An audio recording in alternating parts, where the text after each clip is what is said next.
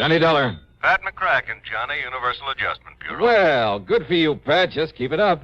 Now, what's that mean? 2 assignments in 1 week? Fine. Oh, 1 week and 1 day. So I still like it. What goes this time? Johnny, how old are you? Just exactly 30... Huh? Why? Still young enough to remember how you felt and acted when you were a young punk, huh?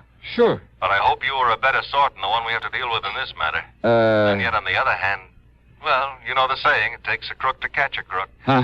So maybe we'd be better off if you'd been an A-1 delinquent when you were a pup. Do you mind telling me what you're yammering about? But I suppose you were a good boy. Well, I was no mama's boy, if that's what you mean. Oh, I mean no real trouble with the law. No stretch in a reform school, no hoodlum gang, no good contacts, experience, that sort of thing. Pat. No, I guess not. It's kind of too bad, though. You mean if I had a nice black record, I'd be just right for this whatever you have in mind. And yet, on the other hand, Oh, Johnny... come on, Pat. Start making sense, will you? Well? Yes. All right. Culpepper Walker, Mono Guarantee Insurance Company. Do you know him? In their office in Little Rock, yeah. Good. Fly on out and see him, will you, Johnny? Because of some trouble with some kid? That's right. Okay. Just a kid, Johnny. But if what Walker says about him is true, if you expect to get anywhere with this boy... Yeah? You'd better take along a pair of brass knuckles, a length of chain, maybe a switchblade knife. Oh, that kind, huh? That kind. A real bad one.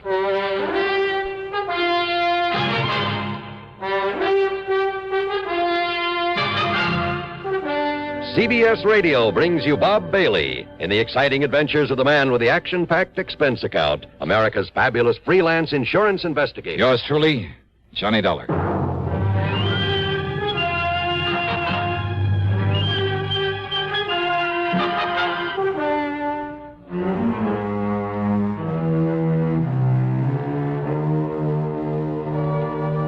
Expense account submitted by Special Investigator Johnny Dollar to the Mono Guarantee Insurance Company, Little Rock office.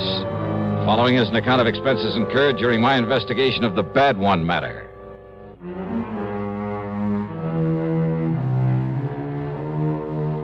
Expense account item 1, $2 for a cab to Bradley Field. Item 2, 8110 airfare to New York to Little Rock, Arkansas.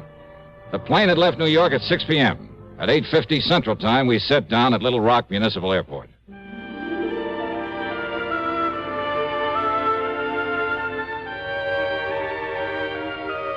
There have been a lot of changes since the year 1772 when a guy named Bernard de la Harpe stopped here and tagged the place after an outcropping of rock on the south bank of the Arkansas River. Yeah, it's an interesting town with its modern air-conditioned buildings of chrome and glass, its busy streets and busy people. And at the same time, its beautiful residential section, fine homes, plenty of trees and gardens and hedges and lawns that stay a lush green throughout the year. Not far away are well-cultivated farms and dense forests. And along the river, lots of rich bottomland, much of it loaded with cotton. Any kind of crime just doesn't seem right in this area. As soon as I got settled, I called Culpepper Walker, made a date with him, and then early the next morning met him at his office where he got down to business. No, Dollar, not right here in town, but in one of the outlying precincts, I guess you call it. Section they call Milltown. Oh, I see. And his name is Pete McGuire. Works in a cotton mill. He's 18, 19 years old. And he's the only one knows who killed Mr. Brierly. Brierly? Ambrose W. Brierly, client of ours. Insured for near $50,000. And his business partners in the mill are also clients. Very important ones. Mm-hmm. Well, what happened? Monday night of last week, Mr. Brierly was driving along with a payroll for the cotton mill, like I said, over in Milltown. That's east of here. Yeah? Somebody ran his car off the road, bashed in his head, and took the payroll, some $17,000 in cash. He was carrying all that money around alone at night? Well, he'd taken it out of the bank here in town just before the bank closed. He started out for the mill. But he'd had some trouble with his car, with one of the front wheels, and he had to stop and have it fixed. By the time he got on the road again, it was nearly dark. Well, tell me, you sure he didn't just swerve off the road by himself? No, he was shoved off by another car. Tire marks, the skid marks, showed just how it happened. Chief Andy Fisher of the Milltown Police Department checked that out. I see. Well, could the police identify the killer's car by those tire marks? No, sir. And that's where the McGuire boy comes in. How do you mean? I mean, he was caught running away from the scene. Not more than, well, couldn't have been more than 1 or 2 minutes after it happened. Caught by whom? Well, police car. Chief himself was in it. Just checking the beat out there. He chased the kid down and brought him in for questioning. Well? Nothing. Nothing? What do you mean, nothing? All they could get out of that tough young punk was absolutely nothing. Well, then, what am I supposed to do if the police haven't been able to get anything out of him? Well, you could try, can't you? But it's a matter for the police. If it wasn't for Mr. Bryle, his partners. Now, what do they got to do with it? Their insurance. Insurance on the cotton mill. Thousands of dollars in premiums every year. So? Well, I can't afford to lose a dollar. Well, so why and should they're the ones, his partners, who insisted that I get you out here to investigate. Oh. Yes, sir. Mr. Dollar? Johnny? Okay, Culpepper, I'll see what I can do. Item 3, $50 deposit on a rental car, and I drove over to Milltown, to the one-room police headquarters in the city hall. Yes, sir, Miss Johnny. I was right there at the scene of the murder in my prowl car, right after it happened. Oh? How come, Chief? Man at the bank had told me about Mr. Briley's car trouble. It was getting dark, light rain falling, and Mr. Briley toting all that money. Well, I thought I'd better make sure he'd gotten to the mill all right, so I started out that way. But what happens? All right, what happens? I got there to Spring Road crossing, and there's his car in the ditch, and another car towing away up the road. Oh? And this young Pete McGuire trying to get his motorcycle started and get away from there. Kind of he seen me arriving on the scene. So when I found Mr. Briley's dying there in his car, I grabbed the kid. Yeah, if only I'd have had sense enough to follow up that other car. Now, you're sure this Pete McGuire didn't do it? Well, of course he said he didn't, and that was before he clammed up like now when he won't say anything. And he also asked me, didn't I see that other car that left a couple of minutes before I arrived? Well, Chief, that doesn't prove... And there was another thing, Miss Johnny. You could still see by the tracks how that other car had shoved old Mr. Briley's car off the road. Doc Hamper come along about that time. Could you read those tire marks? No, sir. But Doc and I could still read the tracks from that Pete McGuire cycle. Uh-huh. So he come along after the other car left. All right, I see. But he must have seen who was in that other car, so he knows who did it. Oh, well, now, wait. I'm sure of it, Mr. Johnny, because of what Mr. Briley said. What he said? When? Well, laying there in his car, dying, thinking the Doc was Pete standing there. And he kept saying over and over. And Peter, you saw it. You tell him, boy. You tell him who did it. You saw it, boy, so you tell him. You tell him. Yes, sir, Miss Johnny. Over and over again, he said it, and then he died. I see. So he knew that Pete McGuire saw who killed him and robbed him. Well, maybe. Of course he did. That no-good kid. Why is he no good, Chief? Why? Well, how should I know why, Mr. Johnny, except that he wouldn't go to school, he was a town bum, his ma never knowed where he was at. The most work he ever done was pushing a pool cue. Oh, well, now, most kids... That boy has been a troublemaker all of his life. 10, 15 times I tried to get him to send him to reform school. Hey, you really don't like him, do you? Nothing but trouble out of him. And I take it he doesn't exactly go for you. Huh? Maybe a cop hater even, huh? Yes, sir. That's right. A cop hater. Just like his old man was. Like his old man taught him before I had to kill him one night in a robbery. Pete's old man? They ought to send this cheap punk up to the pen. But first I got to find out who killed Mr. Briley. Of course you're holding him, Chief. On what? Material witness, withholding evidence. There must be some way. Oh, with him claiming he's blacked out and don't remember anything? So that Percy Van Ashworthy Tetweiler upstairs... Percy Van who? What? The public defender. Got the judge to release Pete McGuire on his own recognizing or whatever it is. Recognizance. Yes, sir.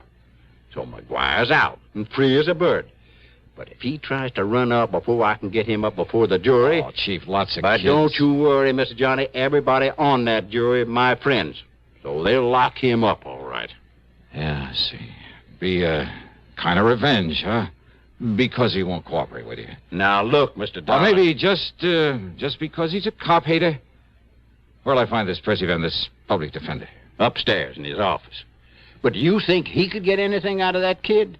Well, now, as the kid's defender, do you think he'll tell you if he did? But if he did, and you find out, you got to tell me. Yeah, we'll see about that. Mr. Johnny, I am not going out of here with a punk kid making me look like a fool. All these years working to keep order here in Middletown, having to retire a few months from now. Yeah, and going out no richer than when I was walking a beat. So maybe I'll have to live with some of my relatives somewhere out west. But you think I'm going to leave with this kid making a fool out of me? I'll see you later.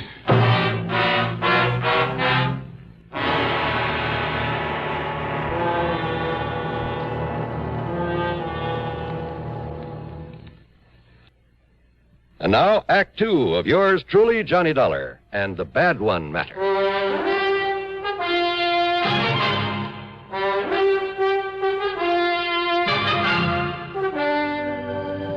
Percy Van Ashworthy Tetweiler was hardly what his name might have implied. And, call me Tet, will you, Johnny? I don't like the name Percy any more than I imagine you do. Yeah, sure, Tet. Now, as I was saying, in spite of the chief's feelings about him and all the trouble he had with Pete's father, well, put it this way. That poor ignorant kid has had the odds against him ever since the day he was born. His father was no good. So I understand. His mother was an alcoholic. And because he's always been a stupid little runt, the other kids always bullied him. Oh? Yes, and when they'd pull a job, none of them very serious, I'll grant you, they'd leave him behind so that he'd be the one to get caught for their mischief and petty thieveries. He didn't dare peach on them or they'd beat him up. And the chief never let up on him. So he's hated cops, hated anything that had to do with law and order. Which includes you. Yes, I'm afraid so, in spite of my attempts to get close to him. And even you haven't been able to get him to talk. I've tried everything, Johnny, from sugar-coated kindness to the worst threats I could think of. Everything short of Chief Fisher's heavy-handed methods. Oh? You mean the good old third degree, the rubber hose tactics and things like that? Well, of course, the chief denies it. Oh, sure he does. And don't forget, I'm the one who got the judge to let him out on his own recognizance. Why? In the hope he'd open up to me. But to Pete, I'm still the law. Just as much as Chief Fisher and Judge Thurber. Weren't you taking a big chance on his running away? But he hasn't. Yeah, I wonder why. Won't do any good to ask him. Believe me, won't do any good to ask him anything. Oh. Look out there, out the window. Here he comes now. Pete McGuire? Yes. Okay, give me a try. What? Yeah, look, don't tell him who I am, what I'm here for. Johnny, if I thought you could do any good... Believe me, I can... But don't you see, unless he talks, the jury, all of them friends of Chief Fisher, and if he tries to run... Now, listen, I'm no friend of yours. See, maybe I'm a troublemaker, a con artist. What? Yeah, you want me out of town. You threatened to have me locked up if I... Hey, wait, here he comes. But, Johnny, I'm afraid I don't... Yeah, okay. You just try and do it, see? I got a right to make a living, and unless you got some formal charge against me... All right now, Mr. Tetweiler. Pete, come in. Now, listen, Tetweiler... You, sit down, Dollar. Sit down. Yeah, make me. If I have to, No, Pete. Pete, do you want to talk now? Yes, sir. Good. Yes, sir, I sure do. Well, if that's all you got to say to me... No, Dollar. Stay, I'm not through with you. That's what you think. Well, Pete? Public defender, huh? That's right. And that's why You're I tried all to... trying to trick me is all. What? So you got me out of the clink, huh? That's right. So's now you think I don't know I'm being followed all the time? By that chief of police or one of his men all the time wherever I go? And I think I know why, sir. But the chief promised me, Pete. Yeah, the chief promised you. You believe that dirty cop? I tell you, Mr. Tetweiler, you get him off my tail. Now, listen, Pete. And don't you see, if you just tell me what you know about the murder of old Mr. Brierly... Pete? Pete, please, boy. Pete, listen to me. If you're trying to protect someone by holding back... Did I say I was? I say I really know anything? Well, the chief says you do. Well? Oh, Pete, for the... Look, you're in trouble, boy. I'll get out of it my own way. No one's really proved you didn't kill him. So unless you tell me what you know... You just keep that cop off my tail. Hey, wait a minute, kid. Pete, come back here. See you later, Ted. No, Dollar, come back here. Drop it. Hey, wait a minute, kid. Hey, Pete, your name? What's it to you? So you don't like the cops either, huh? Either? Got a tail on you, huh? You want to learn how to shake a tail from an expert? Expert, huh? Yeah, that's right, me.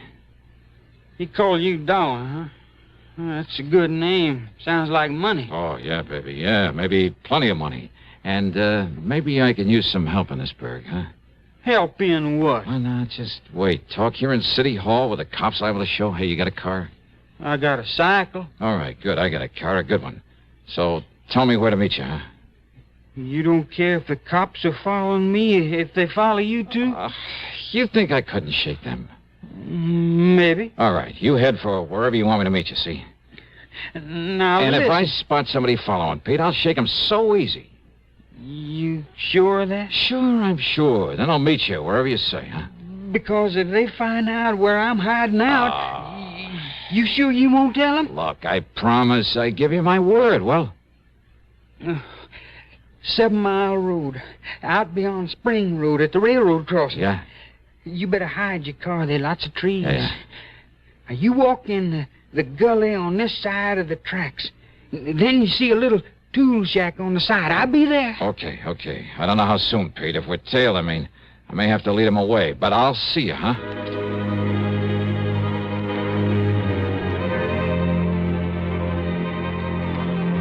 We were tailed, all right. And I could see by whom. And I wondered. To keep him from following Pete, I had to let the boy go on ahead. It was nearly an hour later then by the time I got to the tool shack. And I thought I'd lost the man who was tailing me. There was no padlock and a heavy hasp on the door of the tool shack. So y'all come on in, Mr. Johnny. Johnny? That's right, Johnny Dollar, the big eye. Oh, I see. So they brung you here to try to make me talk, huh? The insurance company, Pete. Not the law, not the police. No? No. I know all about you, Mr. Johnny. I long admire you for a long time. I hear that you was coming here. Oh, I hear lots of things, Mr. Johnny. And I hear you coming here. I figure maybe you can... Help you, Pete? But unless I know whatever it is you know about that murder... Maybe I can tell you. Come on, Pete, try. But I couldn't tell the police. I'd tell any of them. I'd tell that defender you talking to. They don't believe me. You think they believe me over that chief, Mr. Johnny? You think they do? Oh, Pete, you must have a pretty sour idea of justice. And that chief, he run this town. And he liked to kill me. Like he killed my old man. He don't like him. Only he killed me 'cause he'd say he'd catch me trying to run away. Now, Pete, you listen to me. And I don't really know who killed that Mr. Briley. But I think I know, and that's why I don't dare say what I think to that chief or to anybody. But when you saw the car, the killer's car, heading away from the place... But, Mr. Johnny, the only one I see is the police car when it comes from the direction of the mill. So From the direction of the mill? So I really don't know. But that chief say I do, and if I try and answer the questions... Oh, wait, they're Pete. trick questions, like that chief trying to make me answer when he come there and see me there. Pete, listen. And I tell you, they only let me loose so they can make me try and run away. Then that chief, he can kill me, and nobody see it's wrong. Wait a minute. And he'd do it, too. And that's Chetweiler. why I gotta hide He away himself from said anybody. that. Yes, Dollar. The chief had me let him go in the hopes he'd have confidence in me. Talk to me. The chief had let him go. Sure. Maybe it was to get an excuse to kill him if he ran. And that other car, Pete saw no other car. So how would the chief know one had left the scene a couple of minutes before he got there? And there were other things. You think I'm going to retire with this kid making a fool out of me? Pride of an old man who's been running the town. Yeah, and going away no richer than when I was walking a beat. Oh, but he'd be rich enough with that 17,000 payroll. Sure. And meantime, he knew that Pete McGuire, in his ignorance of justice and his fear, didn't dare to say what he suspected, didn't dare accuse this man he thought would kill him with impunity. Yeah, and that everyone connected with the law was against They're him. all against me. And so I want to live, Mr. Johnny. I can't tell nobody, not even you. Yeah. Maybe you don't need to, Pete. And besides, I only think I know who killed Mr. Briley. Yeah? Well, I'm sure. As sure as I... Huh? Hey, Pete, that smell. Coal oil. Yeah, kerosene. Hey, look. Soaking in around this door. It's locked. Somebody's jammed something into that hasp out there. Mr. Johnny! Fire! Now they're smoking this fire. Right. Winds is locked in here. We'll be burned alive. Keep talking, Pete. He forgot the hinges are inside this door. What's it?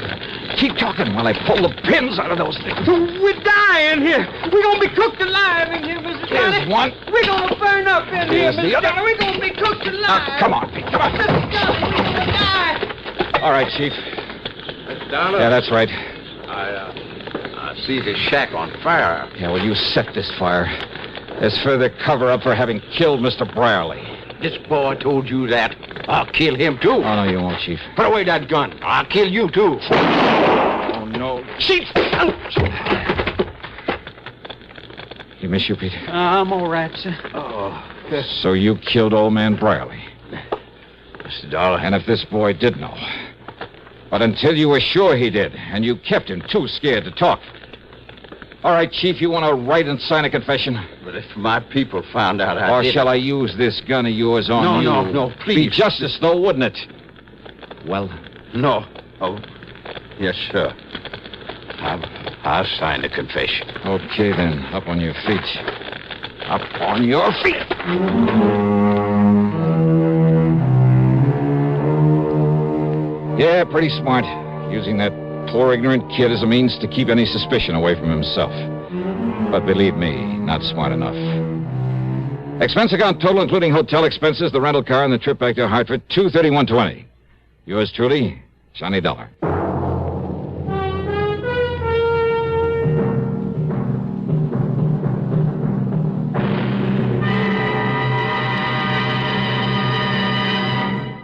Now, here is our star to tell you about next week's story. Next week, the double deal matter, and I give you one guess about who comes out at the short end of it. Join us, won't you? Yours truly, Johnny Dollar.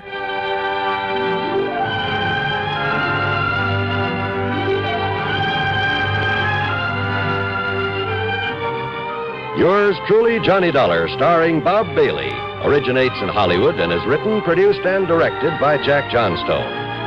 Heard in our cast were Larry Dobkin, James McCallion, Forrest Lewis, Russell Thorson, and Sam Edwards.